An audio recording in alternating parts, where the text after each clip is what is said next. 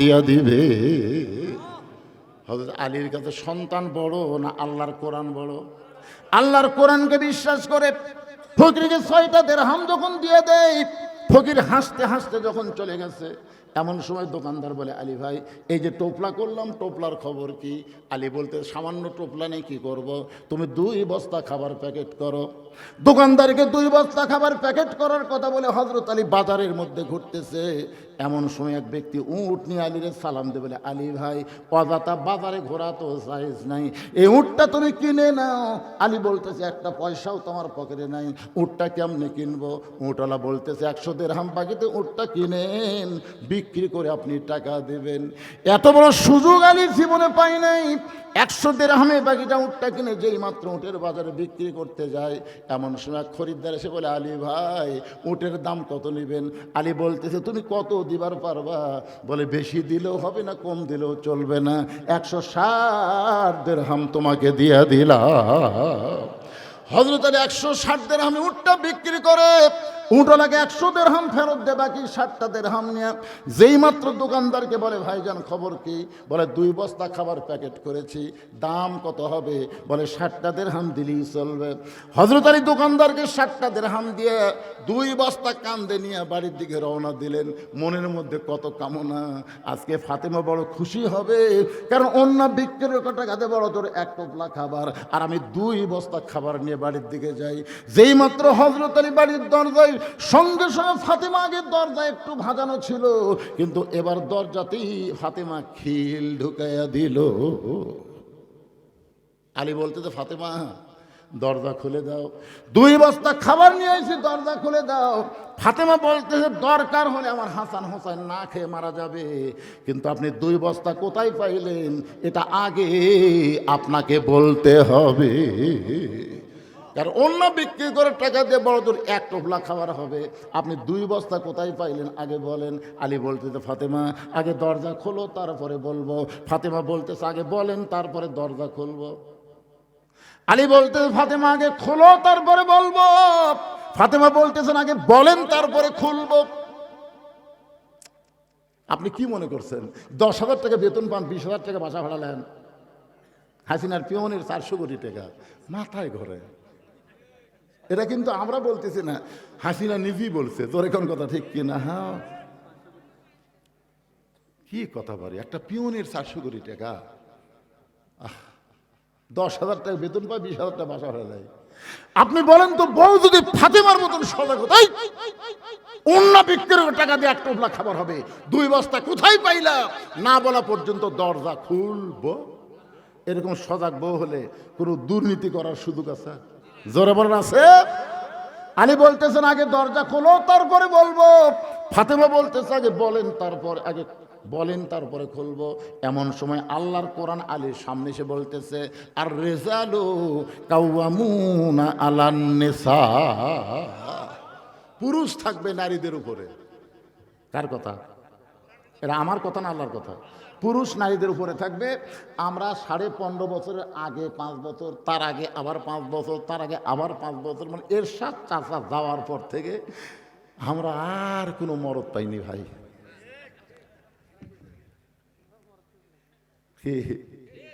এখন আমরা একটা কথা বলবো, মেয়া মানুষের দিন শেষ, আগামীতে মরদ মানুষের বাংলাদেশ। কি বলতে পারবেন না? আমি যেই বলবো মেয়ে মানুষের দিন শেষ, আপনার বলবেন মরদ মানুষের বাংলাদেশ। বলতে পারবেন? গলা খাকারে দেন, মেয়ে মানুষের দিন শেষ, মাশাআল্লাহ। আর রিজালু কাওয়ামুনা আলান নিসা, পুরুষ থাকবে নারীদের উপরে। আল্লাহর কোরআন বলে, আলী ফাতেমা যদি দরজা না খোলে খবরদার তুই বলবি না। তুই কি তোর বইয়ের কাছে ছোট হয়ে গেলি নাকি? সঙ্গে সঙ্গে হযরত আলী ইমানকে পাকা পোক্ত করে 2 বস্তা নিয়ে নবীর দরবারে হাজির। নবী তখন বসেছিলেন, আলীর কান্দে 2টা বস্তার দিকে নবী আমার উঠে এসে আলীর কপালে একটা চুমা দিলেন। সুবহানাল্লাহ বলেন। চুমা দিয়ে বলতেছে, আলী তোর খুবই কষ্ট হচ্ছে, এই বলে নবী আমার কাঁধ থেকে 2 বস্তা নামায় নিলেন। নবী কয়, আলী রে তোর কপালে চুমা দিলাম, 2 বস্তা কাঁধর থেকে নামে নিলাম, তোর মুখত হাসি দেখি না কেন? তোর মুখত কোনো হাসি নাই, বেজার কেন? হুজুর আপনি খুবই ভালো হুজুর, কিন্তু আপনার কিন্তু আপনার মেয়ে তো ভালো না।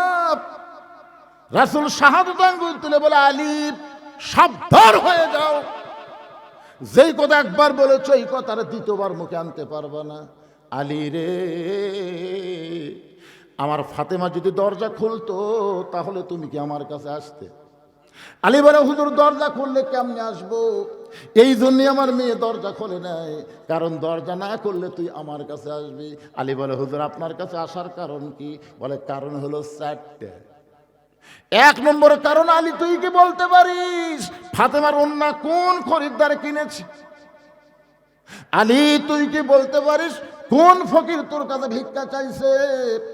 আলী রে, তুই কি বলতে পারিস কে তোর কাছে উট বিক্রি করলো বাকিতে?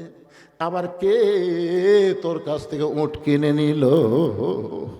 আলী বলতেছি, ইয়া রাসূলুল্লাহ, আমি কিছুই জানি না, আমি কিছুই জানি না। রাসূল বলেন, কান্দিস না, আনা মাদিনাতুল ইলমি ওয়া আলিউ বাবুহা, আমি হচ্ছে ইলমের শহর আর তুই আমার দরওয়াজা। লিল্লাহি তাকবীর। কান্দিস না, কান্দিস না, বস বস, আমি রাসূল তোকে জানাবো, আমি তোরে জানাবো রে পাগলা। কে তোর কাছ থেকে ওন্না কিনলো? কে আবার তোর কাছে ভিক্ষা নিল? কে উট তোর কাছে বিক্রি করলো? আবার কে উট কিনে নিল? আমি নবী তোকে জানাবো। এই জন্য তো আমার মেয়ে দরজা খোলেনি। সঙ্গে সঙ্গে আলী বসে বলতেছে, হুজুর আপনি হলেন ওস্তাদ, আমি হলাম ছাত্র। ইন্নি বয়স্ত মুআল্লিমান, রাসূল বলেছে নিশ্চয় আমি শিক্ষক হিসাবে দুনিয়াতে প্রেরিত হয়েছি। লিতম মিমা মাকারিমাল আখলাক, আমার মাদ্রাসার যারা ছাত্র তারা চরিত্রের সার্টিফিকেটে গোল্ডেন A+ পায়। ধরে কোন কথা ঠিক কিনা? আপনার বলেন তো এই মাদ্রাসার ছাত্রের খবর কি?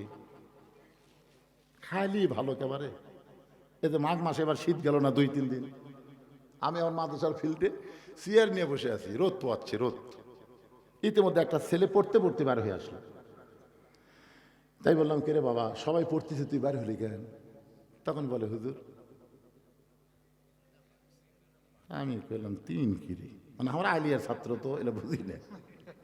তো বলে, হুজুর 1 হলো পেশাব, 2 হলো পায়খানা, আর 3 হলো অজু থাকে না ফিস, অজু থাকে না ফিস। আমি বললাম, পাগলা, এই শীতের মধ্যে অজু করা লাগবে তো কে কথা? এই শীতের মধ্যে অজু করা লাগবে তোকে কে বলতে? পাগলা, অজু ছাড়াও কোরআন পড়া যায়। বয়স হবে 8-9 বছর। বলে, না হুজুর, অজু ছাড়া কোরআন পড়া যায় না। আমি বললাম, যাই রে পাগলা যায়। না হুজুর যাই। তুই মুফতি নাই মুফতি, তোর হুজুরা পর্যন্ত আমার মুখের উপর কথা কয় না, আর তুই 2 দিনের ছাত্র হয়ে যা, অজু ছাড়া কোরআন পড়, তোর যত পাপ হবে সব আমি নেব, যা। এমন দাবি মারছি, ভয় আমি চলে গেছে। আমি চিন্তা করলাম, ওই তো গেল, কি করতেছে? এই চেয়ারত বসতে তো দেখা যাবে না। আমি আজ থেকে উঠে জানলার ফাঁক দিয়ে তাকাই দেখি দরজার ফাঁকত লুকে আছে। ওই কোরআন সাহেবের কাছে আসেও নি, বসেও নি, দরজার ফাঁকত লুকে আছে। আমি বললাম, কে রে দরজার ফাঁকত? এবার দরজার ফাঁকটা দেখতেছে, চেয়ার খালি খালি হলি ওই বাড়াবি, ও জুতাও করবি। যেই দেখে আমি চেয়ারত নাই, ওই বার হয়েছে। আমি আবার ওই মাটির বসে বলে, হুজুর আপনি আমার মাদের সাথে বার করতেন। আপনার মাদের সাথে আমি থাকবো না, আপনার মাদের সাথে আমি থাকবো না, অজু ছাড়া আমি কোরআন ধর্ম না। আমি দৌড়ে গিয়ে বুকের মধ্যে নিয়ে বললাম, বাজার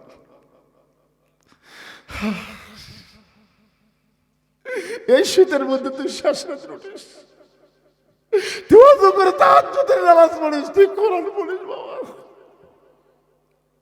এই ছোট্ট অবস্থা তোর 1 ওয়াক্ত নামাজ কাজা হয় না রে। এই জন্য রাসূল বলেছে, ইন্নী বুইস্তু মুআল্লিমান, আল্লাহ আমাকে শিক্ষক করে প্রেরণ করেছে। আমার মাদ্রাসায় যারা ছাত্র হবে তারা সবাই চরিত্রে গোল্ডেন A+ পাবে। জোরে কার সুবহান। অত সেই মাদ্রাসার জন্য আজকে আমাদের কত কষ্ট, এই মাদ্রাসার ওস্তাদের কত কষ্ট। আমার মাদ্রাসা ছাত্রকে ভর্তি করে দিছে, ওস্তাদ দিকে ওরে পেশাবখানা নিয়ে আসছে। আমি বললাম, হুজুর কেন? কয়, হুজুর আগে পেশাব করার শিকার লাগবে হুজুর, এই তো বাড়িতে কিছু শিখেনি, আর আমাকে শিকার লাগবে কীভাবে পায়জামার চেন খোলা লাগবে, আর লুঙ্গি পরা থাকলে কত দূর পর্যন্ত লুঙ্গি তোলা যাবে, হাঁটু বার করে দিবে না। ছোট বাচ্চার হাঁটু বার করে এরকম গুছিয়ে গুছিয়ে গুছিয়ে যন্ত্র বার করে ওপর থেকে তলে মারা লাগবি, 1 ফোঁটা যেন কাপড়ত না ভরে। এখন পেশাব করে যখন শেষ হয়ে 3 বার কাশি দিবি, আঙ্গুল দিয়ে দেখবি মাল আছে কিনা, যদি থাকে তাহলে টয়লেট পেপার দিয়ে মুছে পানি খরচ করে উযু করবি। লা ইয়ামুসুহু ইল্লাল মুতাহহারুন, স্পর্শই করবি না যতক্ষণ পবিত্র না হবে। আর সেই মাদ্রাসা এ করুণ অবস্থা ভাই। আলী বসে আছে, নবী বলবেন, আমিও বলবো, আপনারা বসে থাকবেন। কিন্তু এই ফাঁকে এই নবীর এতিম মাদ্রাসা আপনাদের বাপ মায়ের জন্য, দাদা দাদির জন্য, নিজের জন্য 100টা কোরআন শরীফ দান করা লাগবে। একটা কোরআন শরীফ মাত্র 500 টাকা। আপনি 500 টাকা দিবেন, একটা কোরআন দানের সওয়াব আল্লাহ আপনার আমল নামায় দিয়ে দিবে। কোন আল্লাহর বান্দা সর্বপ্রথম ফার্স্ট হবে না? গোল্ডেন এ প্লাস পাওয়ার জন্য লাভ দাওটেন 500 টাকা কোনো ব্যাপার না।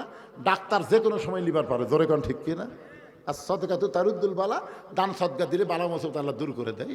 ভাইজান ওঠেন ওঠেন ওঠেন, 100 জন, এতগুলো মানুষের কাছ থেকে নিবে না তো। মাত্র লগত এই কোরআন শরীফ তো কি, এটা কি 5 কি বাবা? 5টা কি? হাত তুলেন যে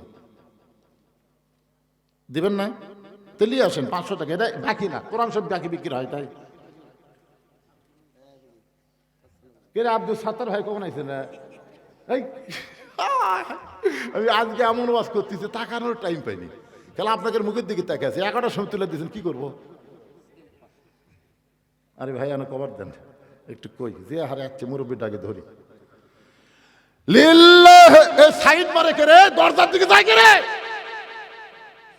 আল্লাহ, তোমার মাদ্রাসায় কোরআন শরীফ চাচ্ছি, দিবার না পারলে বসে থাকেন। আলী বসে আছে, আলী যদি বসে থাকা পারে আপনি পারবেন না? শুধুমাত্র যারা কোরআন শরীফ দিবেন তাদের